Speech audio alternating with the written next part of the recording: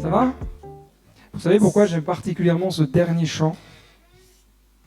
Parce que il amène tout à être centré sur Jésus. Et il invite chacun et chacune à entrer là où on ne pouvait pas rentrer. Et parfois, je me dis toujours, quand on est dans des temps de louange, d'adoration, de cœur à cœur, d'intimité avec Dieu, il y a toujours des moments où, parfois, je m'attriste. Alors, je ne parle pas de vous, hein, comprenez-moi bien, mais dans l'ensemble du peuple de Dieu, parfois, je m'attriste parce que beaucoup sont devant le voile, ils sont dans le lieu saint, mais ils ne rentrent pas dans le lieu très saint. Pourtant, le voile est déchiré. Pourtant, la route est ouverte, l'accès est complètement libre, mais on a du mal, parfois, je dirais, je ne vais pas parler de la 4e dimension, hein, mais à rentrer dans une autre dimension avec Dieu. Dans une dimension de profondeur. Une dimension où on laisse l'Esprit de Dieu, tel un fleuve, tel un torrent, venir nous envahir, venir nous rafraîchir. Et je peux te dire que lorsque tu commences à goûter à ça, tu n'as plus envie de partir. Tu n'as plus envie de partir. Plus tu nourris, hop là, bouge pas. Plus tu nourris ton âme de la présence de Dieu, plus tu as soif de Dieu. Alors est-ce que vous êtes assoiffés? Amen. Est-ce qu'il y en a qui ne sont pas assoiffés? Ça arrive des fois, il y en a qui lèvent la main. Oh, bah non, c'est pas ça. Alors, ce soir, j'aimerais qu'on puisse voir ensemble, en tout cas, je pense qu'on va démarrer une série dans le cadre de nos temps de prière. Une série que j'ai intitulée « Ensemble ». Merci pour les 3 catamènes, alléluia quand même. Bon, je me dis, ouais, c'est un super titre, ils vont tous sauter de joie et tout. Alors, j'ai pas fait de diaporama volontairement parce que je ne savais pas trop comment ça allait se passer avec la technique. Et puis, bon, des fois, c'est bien aussi de revenir à des choses un peu plus simples. On n'est pas dépendant de la technique, hein, on a vu ça dimanche, par exemple. Hein, mais voilà. Dans le livre des Actes, je vous invite à ouvrir votre Bible ou à taper sur votre téléphone, sur votre application, Actes chapitre 2, un texte que vous connaissez, vous avez déjà lu des dizaines de fois peut-être, à partir du verset 37. On va lire l'ensemble du texte, 37 à 47, et vous comprendrez qu'on ne va pas tout voir ce soir. Parce qu'il y a beaucoup de choses à dire, même si peut-être le message de ce soir risque de dire « ouais, mais c'est pas pour nous ». Mais ça fait partie, pour moi, du cœur du disciple, être ensemble. Et pour être ensemble, il y a forcément des fondamentaux par lesquels on doit passer et on ne peut pas y passer à côté. Il est important, en tout cas, d'en parler. Actes chapitre 2, verset... Là, je voulais voir si vous suiviez. Ok.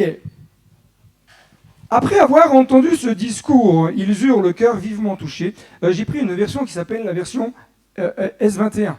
Si vous ne connaissez pas, ne vous inquiétez pas, ça risque d'être un peu différent de vous. Donc ils eurent le cœur vivement touché et dirent à Pierre et aux autres apôtres, « Frères, que ferons-nous » Pierre leur dit, « Changez d'attitude et que chacun de vous soit baptisé au nom de Jésus-Christ pour le pardon de vos péchés, et vous recevrez le don du Saint-Esprit.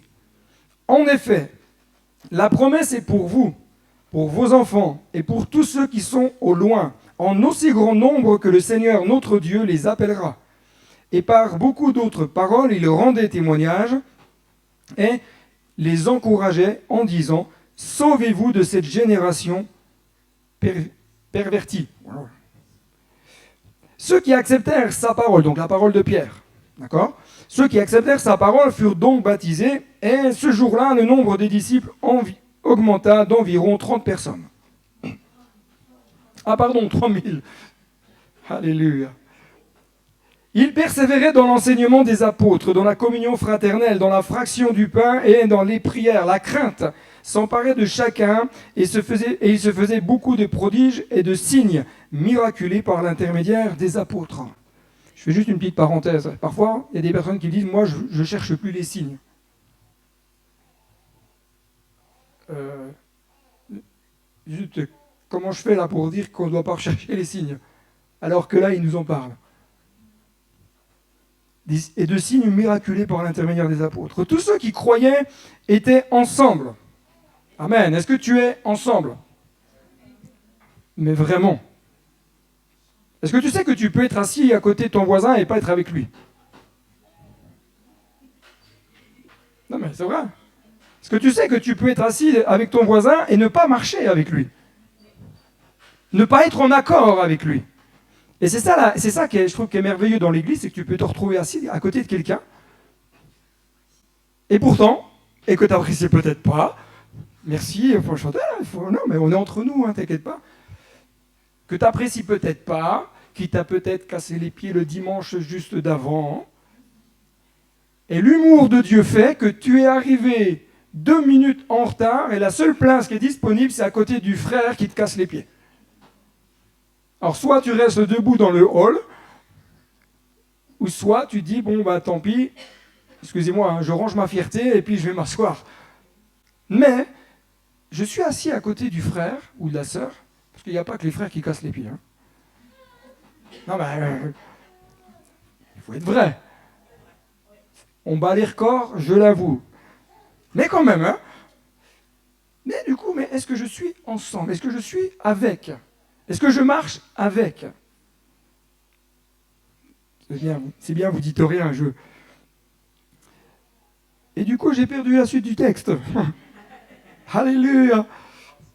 Donc voilà, tous ceux qui croyaient étaient ensemble et ils avaient tout en commun. Et moi, je trouve extraordinaire le livre des Actes. Ils vendaient leurs propriétés et leurs biens. Aujourd'hui, c'est plutôt... C'est à moi. C'est moi déjà. Mais là, ils partageaient tout, les propriétés, les biens, ils partageaient le produit entre tous en fonction des besoins des uns et des autres.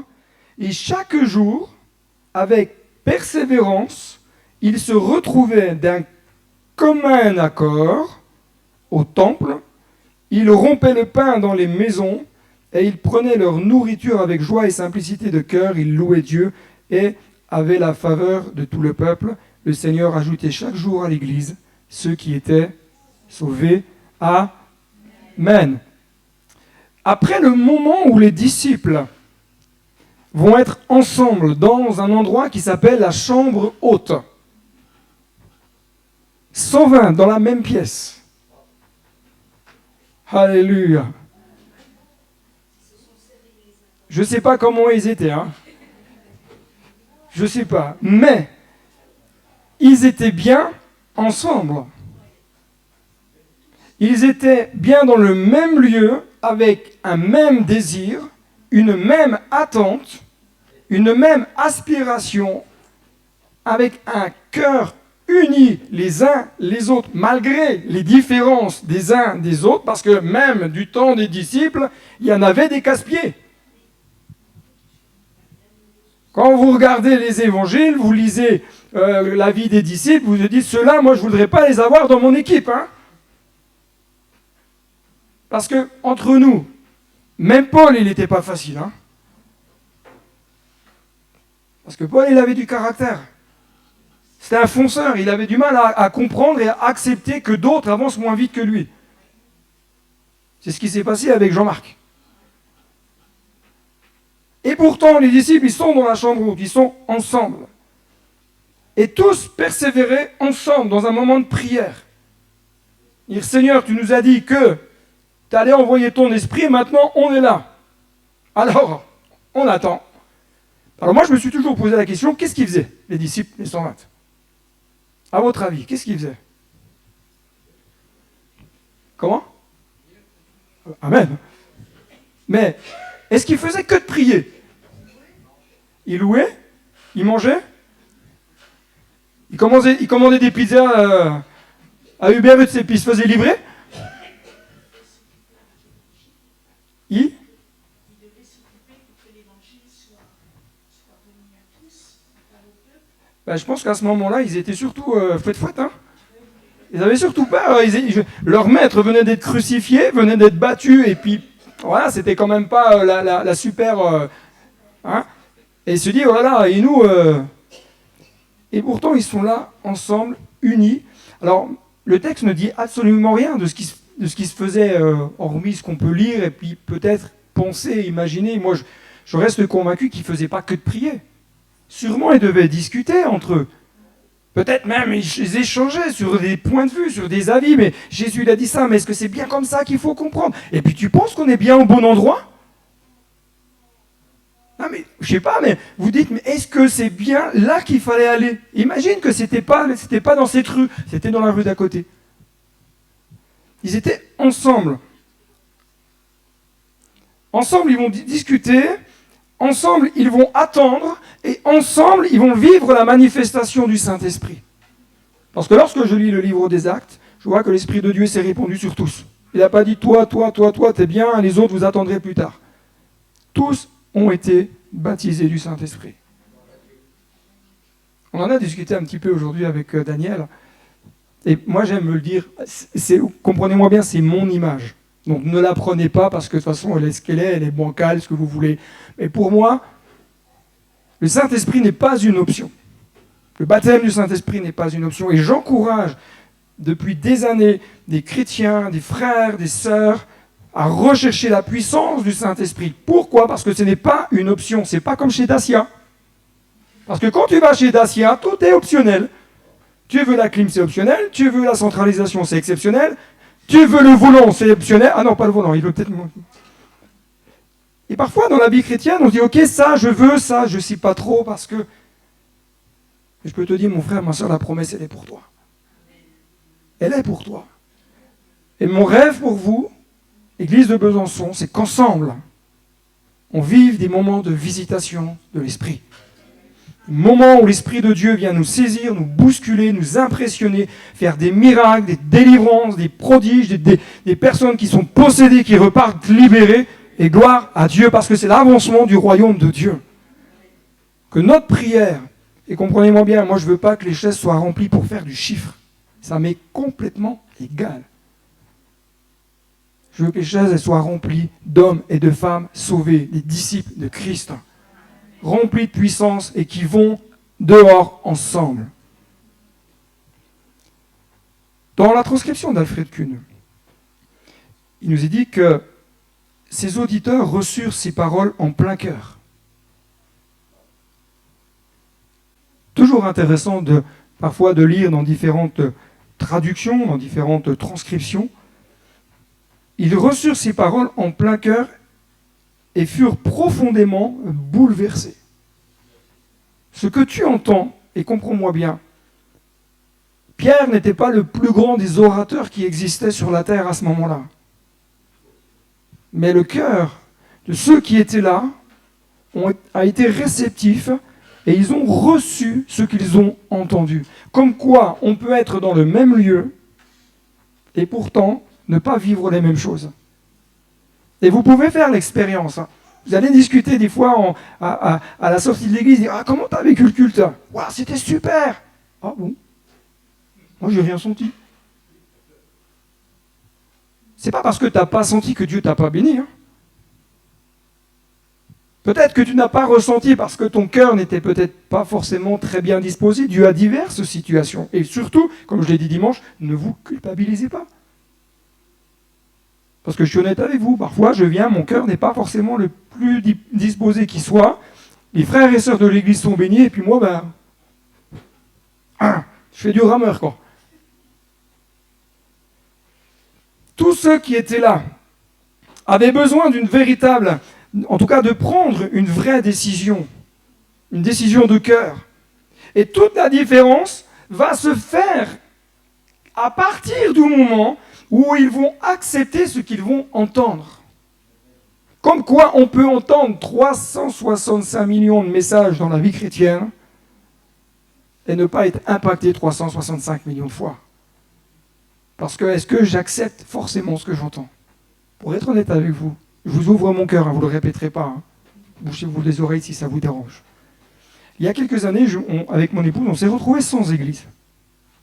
On a navigué, comme beaucoup font aujourd'hui, pour diverses raisons. Et je me rappelle, Comme nous n'avions pas d'église, eh bien, du coup, on regardait des vidéos sur Internet, parce que voilà, il en avait quand même besoin d'être encouragé. Et parfois, quand je regardais la vignette sur YouTube, je dis, ah, il n'a pas une bonne tête celui-là. Je vais écouter un autre. Alors j'écoutais. Oh, bon, ça m'intéresse pas. Alors je voyais un titre qui m'intéressait, alors je cliquais sur le titre. Ouais, mais ça j'ai déjà entendu. Et j'allais voir encore ailleurs. Est-ce que je laisse mon cœur être touché par la parole au-delà de celui qui l'apporte et au-delà de l'endroit où elle est apportée? Parce que je crois que Dieu parle tantôt d'une manière, tantôt d'une autre. Vous connaissez la suite du texte, hein, mais on n'y prend pas garde. Tout démarre donc non pas d'un grand discours, non pas d'un grand orateur, mais de la disposition du cœur de ces hommes. Ils vont dire, ok, on est prêt. Et est-ce que quand tu lis ta Bible, est-ce que tu dis, ok Seigneur, je suis prêt. Je suis prêt à être percuté ce matin, ou ce soir. Je ne sais pas quand est-ce que vous lisez votre Bible. Est-ce que lorsque tu ouvres les pages de ce livre glorieux, est-ce que tu dis, ok Seigneur, qu'est-ce que tu vas me dire? Est-ce que tu reçois avec joie ce que tu entends, même si ça te dérange? Oui Seigneur, merci, je suis content. Alléluia. Est-ce que nous acceptons qu'elle vienne sonder nos cœurs? Sonde-moi, ô Dieu, et connais mon cœur. La parole de Dieu a pu avoir cet impact dans la vie de ces hommes, et sûrement de ces femmes qui étaient là. Parce qu'ils avaient un cœur ouvert. Avoir un cœur ouvert. Ils étaient prêts, à mon sens, ils étaient prêts à se remettre en question. Et à se dire, ok, ben peut-être que j'ai toujours entendu telle chose de telle manière, mais est-ce que c'est vraiment comme ça qu'il fallait vraiment le comprendre? On m'a toujours renseigné que c'était bleu, alors que c'était rouge.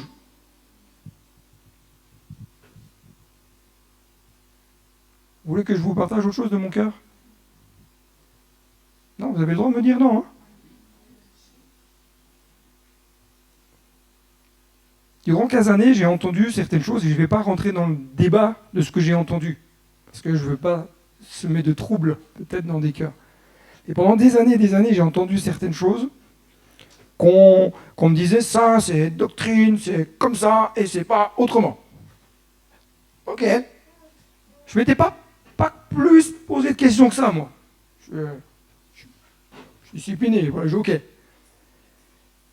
Et lorsque on a eu ce cheminement, on s'est retrouvé sans rien. Je me rappelle, à l'époque, nous étions venus ici, et j'avais discuté avec le pasteur Didier Rivaud, puis je lui dis, Didier, j'aimerais bien faire l'école biblique par correspondance. Et Didier, je lui dis, à ce moment-là, enfin, je me dis intérieurement, mais je dis, mais Didier, c'est un super-héros, quoi. Il ne connaît ni de Adam, ni de Ève. Il ne connaît pas mon parcours, il ne connaît pas mon pensée, il ne sait pas ce que je pense vraiment, puis il me dit, ok. Il me fait ma lettre d'attestation pastorale, parce qu'il fallait une lettre du pasteur pour... Mais je bénis Dieu pour l'acte de foi qu'il a fait. Parce que durant 3 ans et demi, j'ai suivi les cours par correspondance, tant bien que mal, je me suis arraché les cheveux, des fois je ne comprenais même pas les questions qu'on me posait. Mais après je me suis dit, waouh, mais pendant des années on m'a dit que c'était bleu alors que c'était rouge.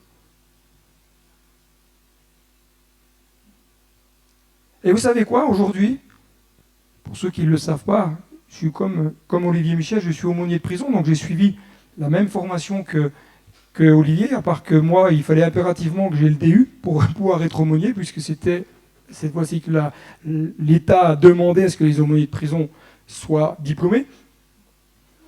J'ai entendu des trucs, mais des trucs de fou. Ils nous ont amené à une compréhension, à une recherche, à une manière de réfléchir. Vous savez, ceux qui vont à la fac. Moi, j'ai jamais été à la fac. Si ce n'est que passer devant ou alors pour manger au restaurant universitaire, quoi. Mais je bénis Dieu pour ces temps où je ne comprenais pas pourquoi je passais par là, mais ces temps où du coup ça m'a amené à réfléchir davantage sur ce que je lisais. et à dire, mais ok, le texte dit cela, mais est-ce que c'est bien comme ça que moi je dois le comprendre? Et là, tu te places devant Dieu, tu dis, Seigneur, voilà, parle-moi par ton esprit et éclaire-moi, parce que là, moi, mon intelligence, elle est limitée. Mais comme le dit Paul dans Romains, moi, je prie pour un renouvellement de l'intelligence. Je dis, Seigneur, tu vois, le seul neurone que j'ai, s'il te plaît, renouvelle-le. Au moins qu'il fonctionne la moitié. Hein?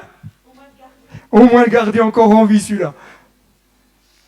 Et Dieu t'amène à une compréhension différente. T'amène à un élargissement, et non pas dans des choses bizarres.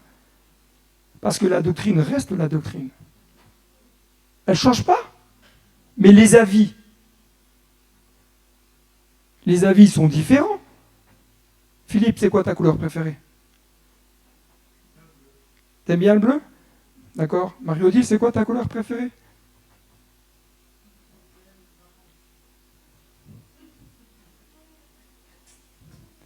On est bien différents. D'accord? Et c'est sur ces divergences parfois, dans l'Église, pas sur la couleur, hein, mais parfois sur des divergences d'opinion que ça sème du trouble.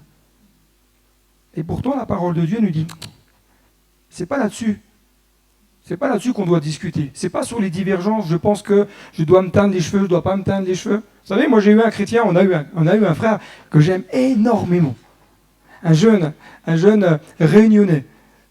Il est venu à l'église avec son épouse, ils sont arrivés quasiment quand on est arrivé sur Épernay, on les a accompagnés et tout. Et je me rappelle, je faisais la louange, et le seul coup il rentre, il avait les cheveux verts.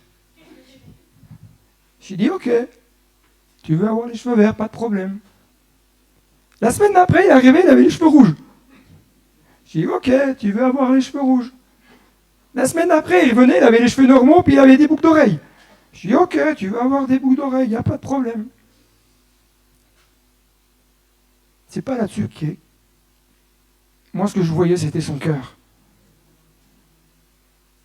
Et il est important que lorsque nous lisons la parole de Dieu, dit Seigneur, je veux rester fondé dans la doctrine. Là, je serai intransigeant. Mais sur les opinions, je pense qu'on doit apprendre à se respecter. Il y en a certains, ils vont être végétariens, d'autres vont être véganes, d'autres vont être des mangeurs de viande, comme moi. Moi, je suis un carnivore, hein. Je cours après les vaches dans les champs, moi. Mais je respecte celui ou celle qui est végétarien. Je respecte celui ou celle qui est végane. Parce que c'est pas ça. C'est pas ça qui nous emmène au ciel. Et là, les disciples devaient apprendre à recevoir la parole de Dieu de la bonne manière. Le Seigneur touche mon cœur, impacte mon cœur. Le Saint-Esprit, par la parole, va venir mettre en lumière ce qui est caché.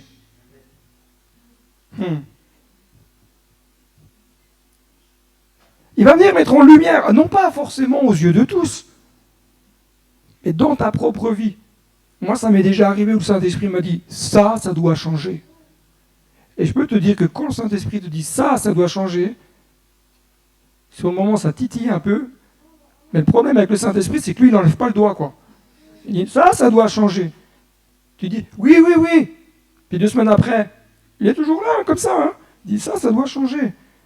Il vient mettre en lumière. Pourquoi? Pour que tu puisses progresser. Et dans le cadre de l'Église, c'est exactement la même chose. Quand le Saint-Esprit dit, l'Église, 124 bis rue de Belfort, ça doit changer. C'est pas pour que dans 2 ans, dans 2000 ans ou dans 30 000 ans, j'espère qu'on sera au ciel, hein, que le Saint-Esprit soit encore là, il dit, ça doit changer. Non.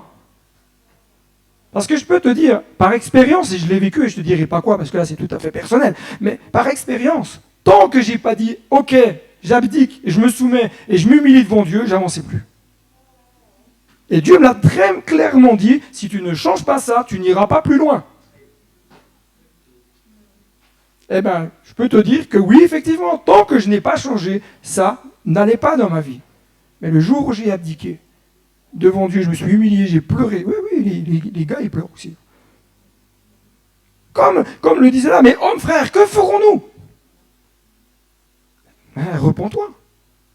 humilie-toi devant Dieu, demande pardon à Dieu. Repentez-vous. Alors certains vont dire, mais pasteur, ça s'adresse à des inconvertis. Non. La repentance, ça s'adresse à tout le monde. Hein. On est tous concernés par la repentance. Qu'on soit pasteur ou prêtre, on est tous concernés par la repentance. Acte 26, 20. J'ai prêché la repentance, du grec métanoéo, et la conversion, du grec épistépao. Alléluia. La conversion à Dieu avec la pratique, du grec prasso. La pratique d'œuvres dignes de repentance, du grec métanoïa. Repentance de foi, avec deux termes grecs différents. Mais la conversion, dans le grec, et c'est ça qui est intéressant. Nous, on dit souvent, ok, c'est faire un demi-tour. C'est un peu le raccourci. Hein.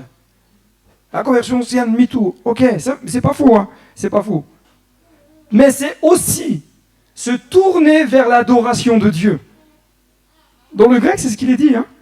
Se tourner vers l'adoration de Dieu.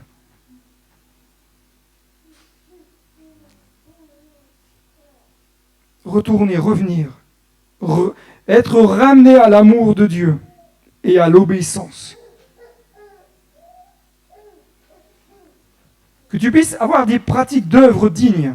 Et le verbe pratiquer du grec prasso, il dit c'est exercer, être occupé occuper à, entreprendre, faire, accomplir, exécuter, agir. En fin de compte, si tu veux que ta vie change, tu dois être en mouvement. Tu dois être dans une mise en œuvre. Des œuvres dignes de la repentance, et là le mot grec métanoïa qui dit là c'est un changement de mentalité. Je vais te bousculer un peu mon frère, ma soeur. Est-ce que tu es prêt à changer de mentalité? Et là, je comprends que on ne dise pas trop amen parce qu'on se dit, mais c'est aussi un changement d'intention. Est-ce que je suis prêt? Est-ce que vous êtes prêt à dire, ok, ça fait 250 ans que je suis converti. Ok, je suis prêt à changer de mentalité. Je suis prêt à revoir ma manière d'être, ma manière de vivre l'Église. D'avoir une intention différente. Comme je le disais dimanche, l'Église ne m'appartient pas. Vous ne verrez jamais marqué sur l'Église, Église de la famille Claric. Comme nous ne verrons jamais Église de la famille Intel.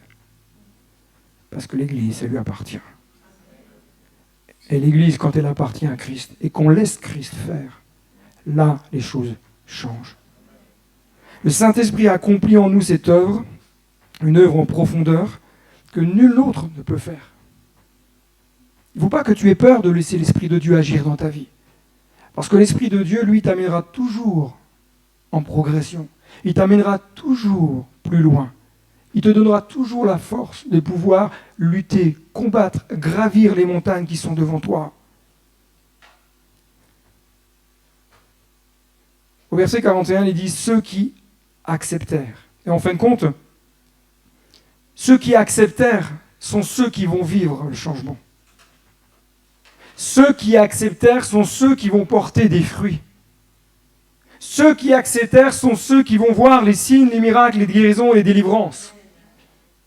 Comme quoi on peut être dans le même lieu et ne pas accepter. Mais par conséquent, si tu n'acceptes pas, tu ne vivras pas. Tu vas peut-être voir, tu vas peut-être même jalouser ceux qui sont bénis, ceux qui reçoivent, et toi ne rien recevoir. Ceux qui acceptèrent sa parole furent baptisés. Il y a donc un engagement. Parce que lorsque j'accepte d'aller plus loin avec Dieu, ça m'amène à un engagement.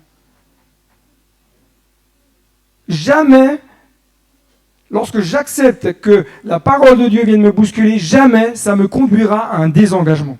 Jamais. On peut me dire ce que l'on veut, jamais dans la parole de Dieu, on voit Dieu nous dire « Ok, si tu es découragé, désengage-toi. On t'a fait du mal, désengage-toi. On t'a mis un coup de poing, désengage-toi. » Non. L'engagement nous amène à faire face à nos obligations en tant qu'enfants de Dieu et à prendre des décisions en tant qu'enfants de Dieu.